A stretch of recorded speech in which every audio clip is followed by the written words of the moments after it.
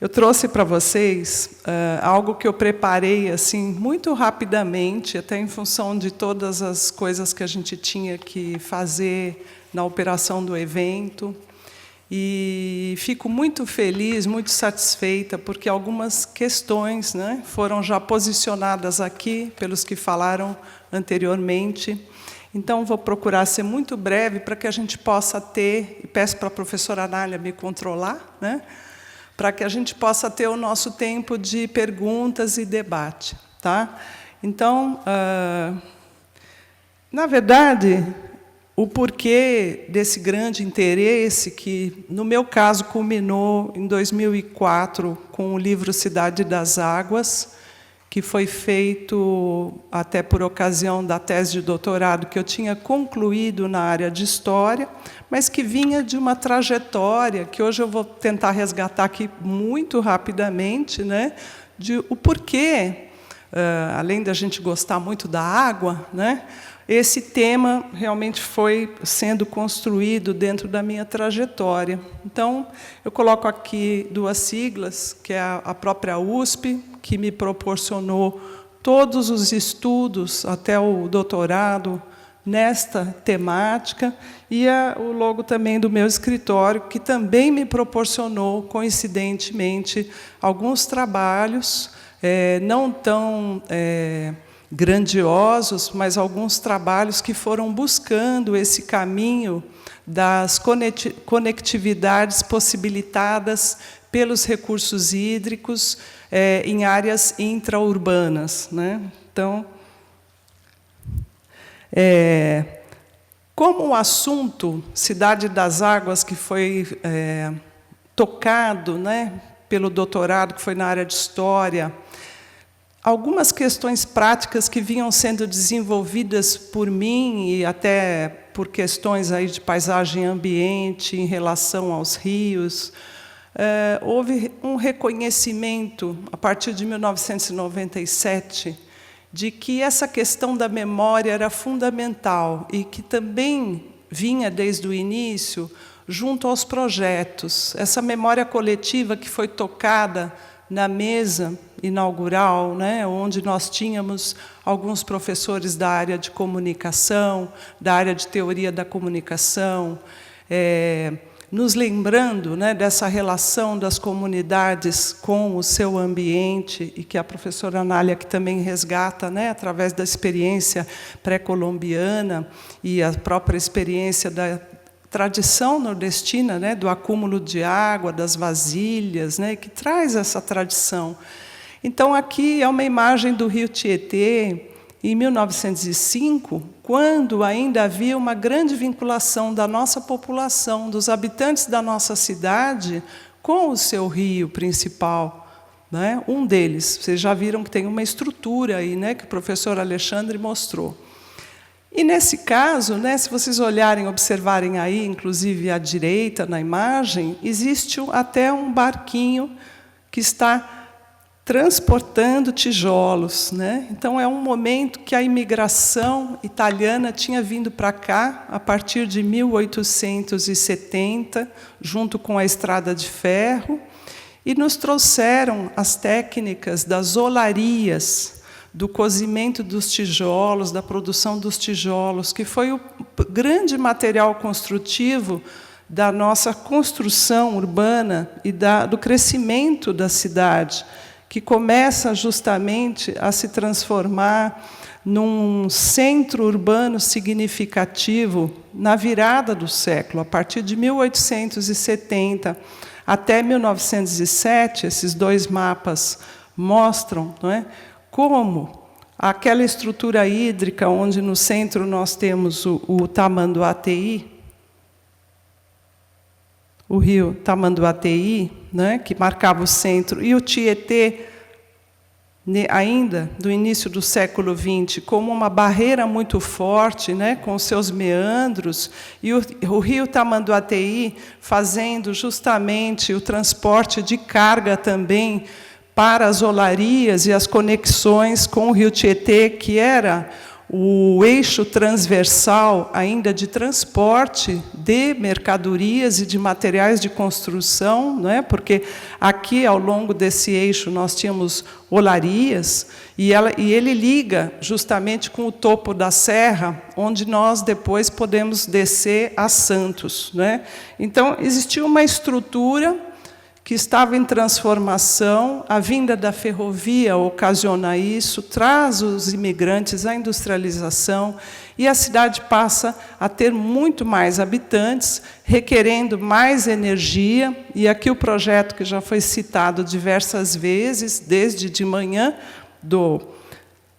da usina Henry Borden, né, que traz justamente o corte esquemático do aproveitamento daquele desnível que a Stella Goldstein citou, né, para gerar energia aqui na usina. E nós temos, então, esse topo da serra a mais de 700 metros de altura.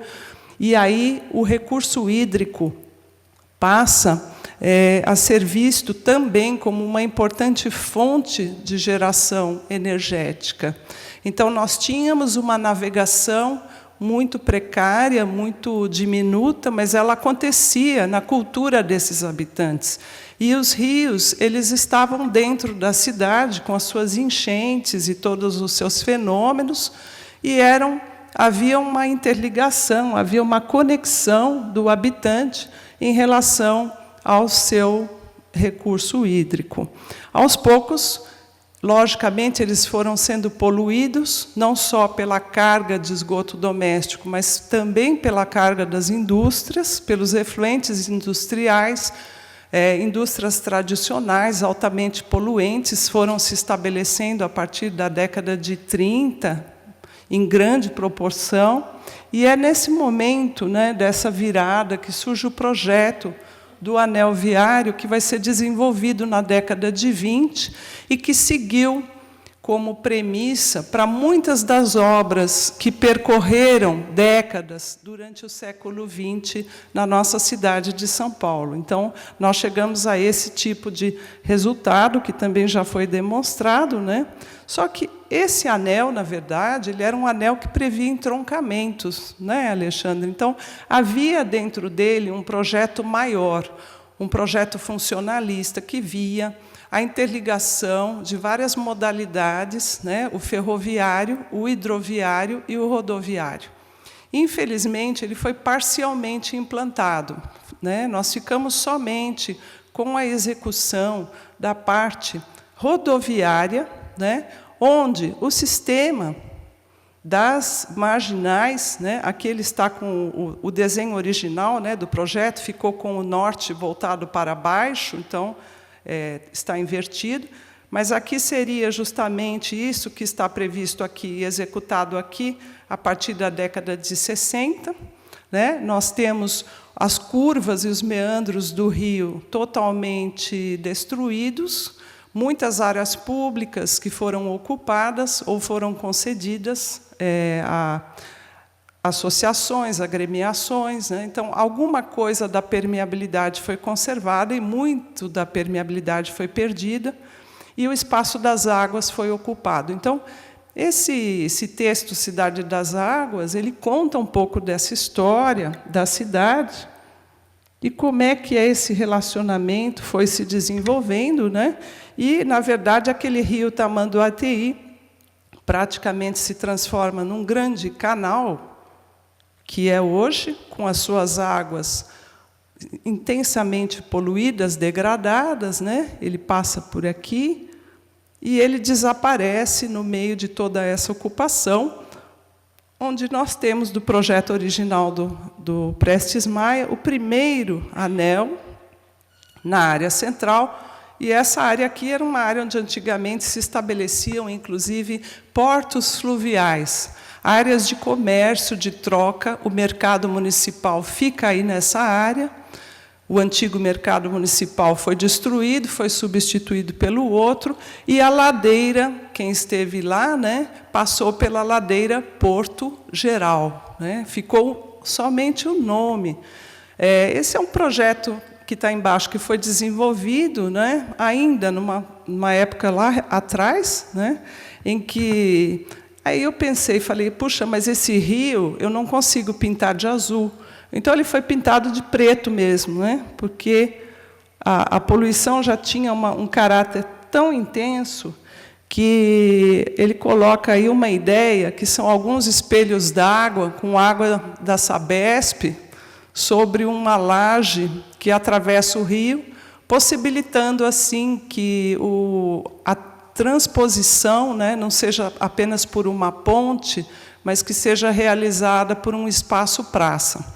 Então, começam alguns projetos pensando trechos de rios na cidade, e, a partir daí, uma experiência que vai me trazer pisar diversos territórios considerados territórios perigosos, inclusive, né, pontos críticos de enchente, pontos críticos da violência, né, algumas coisas que foram mostradas aqui, por onde eu tive uma experiência de mais de 7 anos, né, justamente trabalhando os primeiros parques lineares da cidade de São Paulo. Então, nessa época, final da década de 80, né, quando intensos debates se estabeleciam na cidade a respeito do patrimônio histórico, da memória, do ambientalismo, né, eu ainda estava assim muito jovem, mas já fazendo o mestrado na área ambiental, eu me deparei com algumas situações favoráveis, né,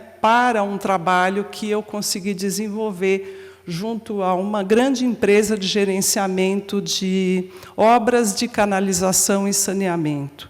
Então, nós tínhamos uma realidade em que a cidade tinha os seus córregos totalmente soterrados, desaparecidos, debaixo de avenidas, onde a memória se apagou, não se sabia, e muitas pessoas ainda passam sobre esses cursos d'água sem saber que eles existem, debaixo das suas rodas, dos seus pés, né? E, de vez em quando, eles afloram. Nesse caso, chamado Parque Ticoatira, que na língua tupi significa em harmonia com a natureza, coincidentemente, esse local já era conhecido por esse nome, na Zona Leste. Havia um projeto de 4 pistas e um canal, que poderia, inclusive, ser todo fechado, uma galeria. E, junto com a equipe de engenharia, nós conseguimos, nesse primeiro projeto do Programa de Canalização e Obras Viárias, que foi desenvolvido entre 1987 e 1994, reverter o projeto para apenas 2 pistas e também fazer uma canalização aberta. Então, vocês imaginem, no final da década de 80, nós aqui em São Paulo discutindo ainda se seria galeria fechada ou se seria um canal aberto.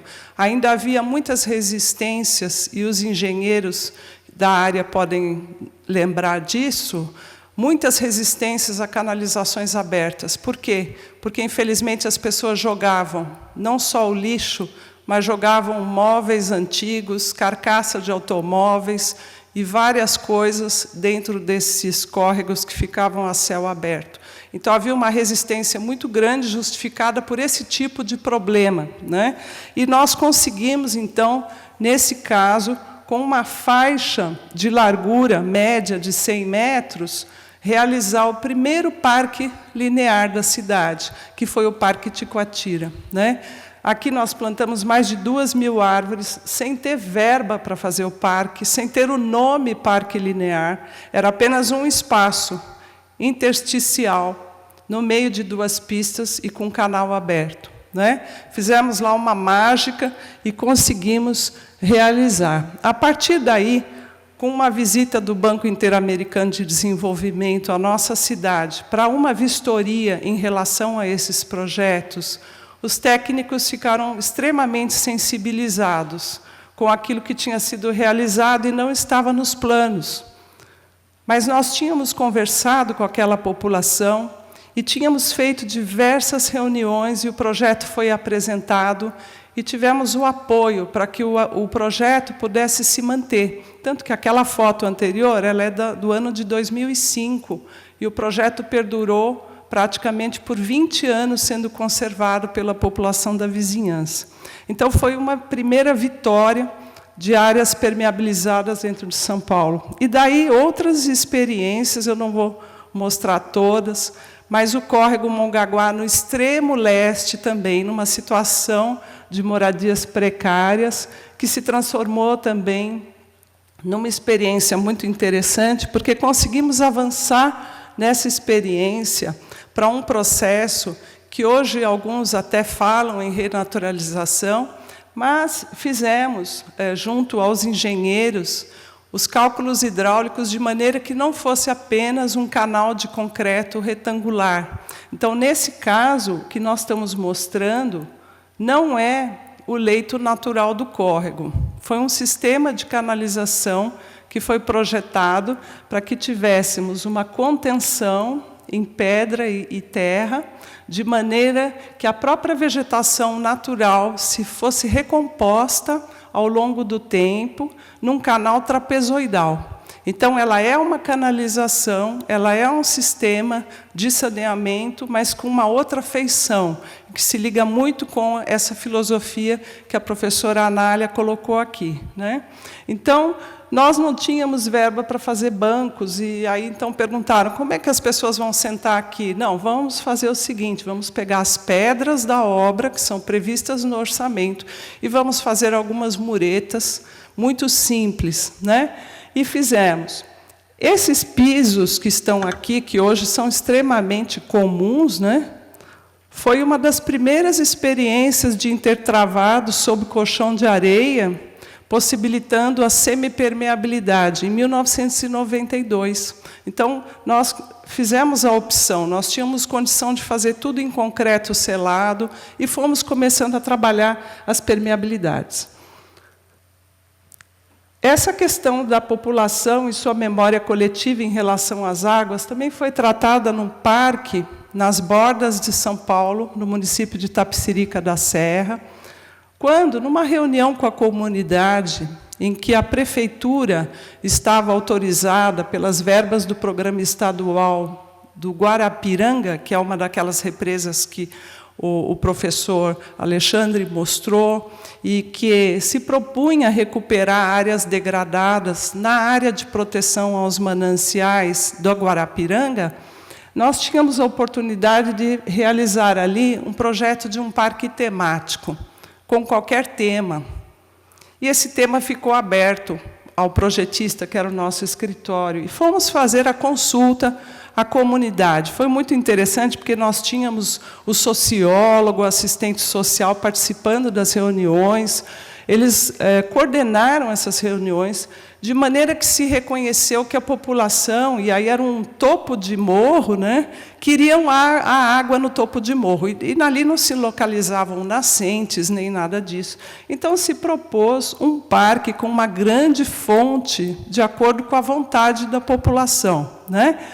Mas, aqui no Brasil, diferente de outros lugares do mundo, né, ou talvez alguns também aconteça a mesma coisa, nós temos projetos parcialmente implantados, né? E esse foi o caso. Então, conseguimos implantar o pergolado, conseguimos implantar o edifício, que era de aquários, então o parque era temático em relação a isso, mas a fonte mesmo não foi implantada. E percebemos que havia uma grande relutância, e isso ainda existe em muitas municipalidades, para o estabelecimento de fontes públicas com um desenho contemporâneo, onde a água seja um elemento que a população tenha contato, né?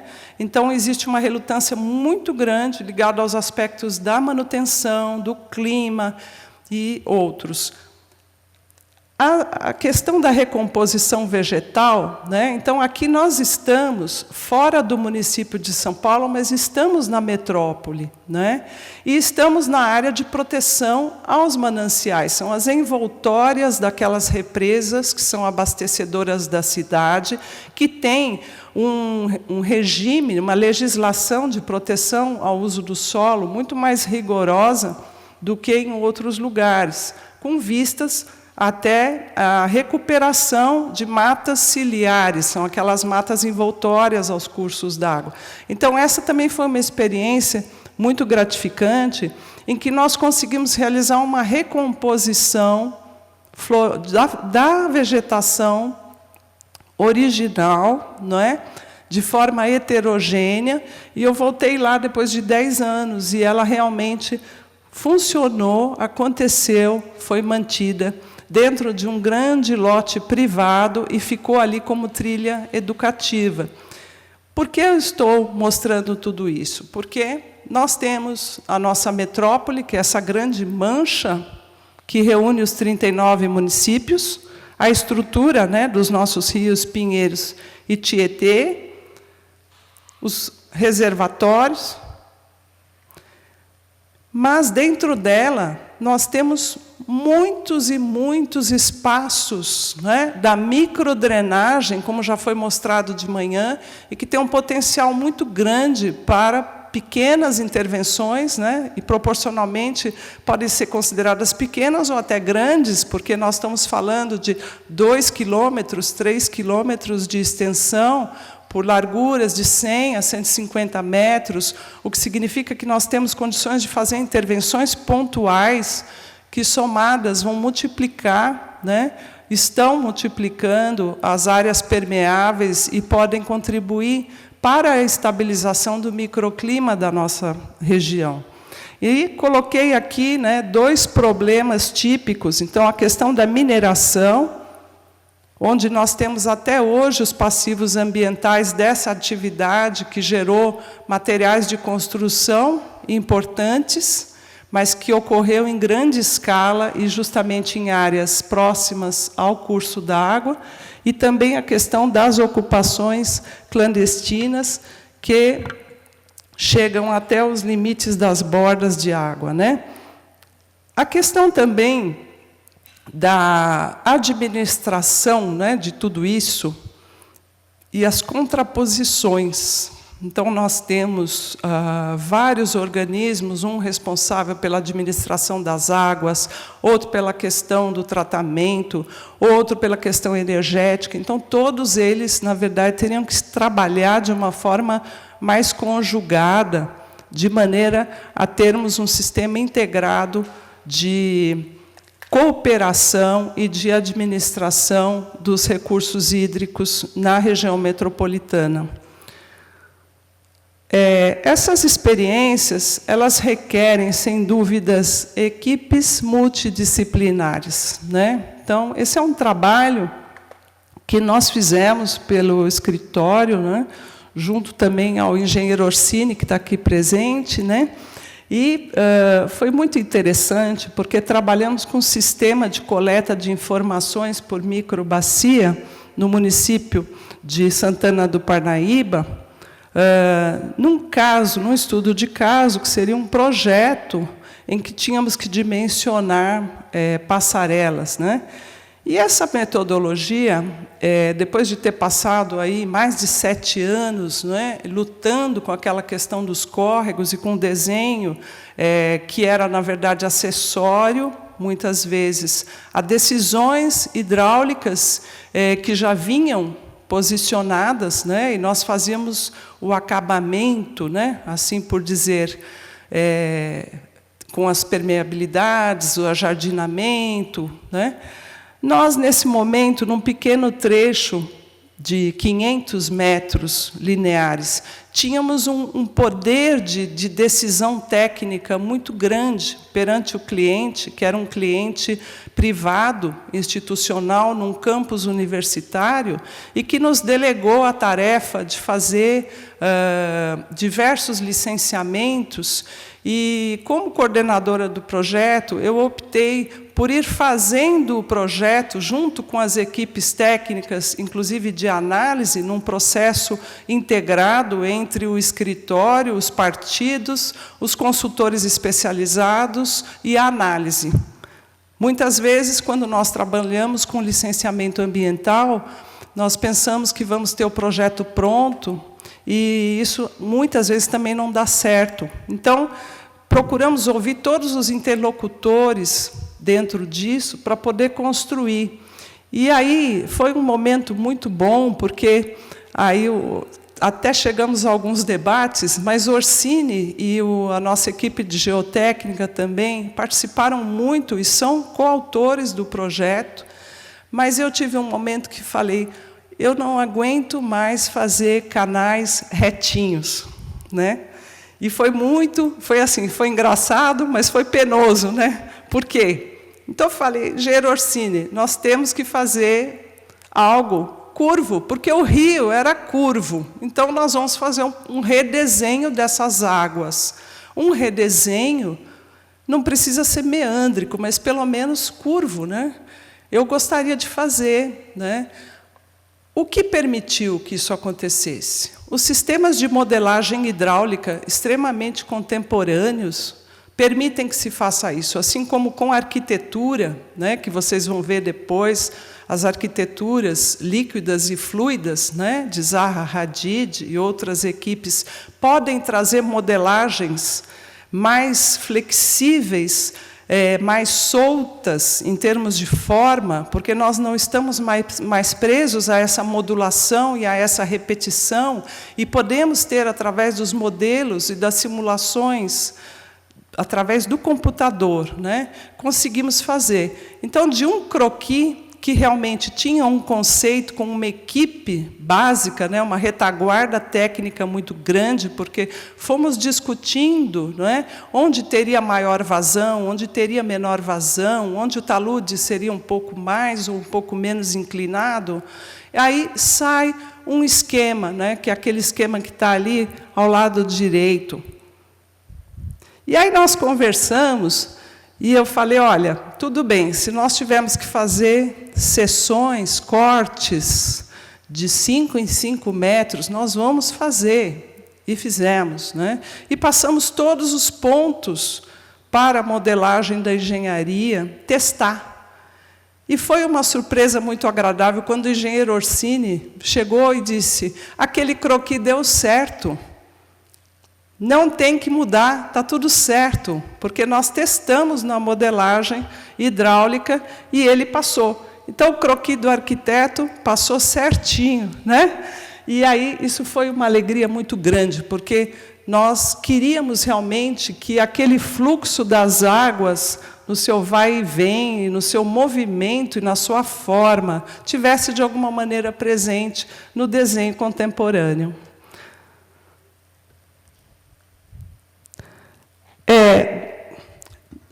Lógico, aqui vocês já falaram, né, das grandes conexões, então essas conexões elas são interescalares, mas eu queria mostrar aqui para vocês, então, 2 bacias. Essa bacia que já foi detalhada, não vou detalhar, Hidrovia Tietê-Paraná, que é um assunto do Wagner, e nós temos tratado em conjunto também, e a bacia hidrográfica do Rio Paraíba do Sul, que atravessa 3 estados, São Paulo, Minas Gerais e Rio de Janeiro, né? Olha só, desde o século XIX, já se previa uma conexão do Tietê com o Rio Paraíba do Sul, através de uma hidrovia. Então, essa é a planta que, nas minhas pesquisas, eu encontrei, e houve uma grande polêmica, e a opção pela ferrovia simplesmente abandonou esse projeto, que era muito interessante também, porque passava por regiões muito importantes do nosso país, né? A hidrovia do Tietê também eu estudei, mas sob uma ótica um pouco diferente da funcionalidade do transporte fluvial, né? Porque ela já acontecia desde a década de 50, na sua construção em etapas, e ela passou e chegou até o final da década de 90, praticamente pronta, então foram décadas. Mas a minha visão era o que realmente acontece naquela paisagem, né? O rio se alargou, foram feitos reservatórios, represamentos, eclusas, barragens, e o que aconteceu naquele lugar? Mas existe uma paisagem anterior? Como fazer essa leitura? Então, esse é um trabalho que foi feito em 1994 por mim, tá? Ele está aqui na biblioteca da FAO.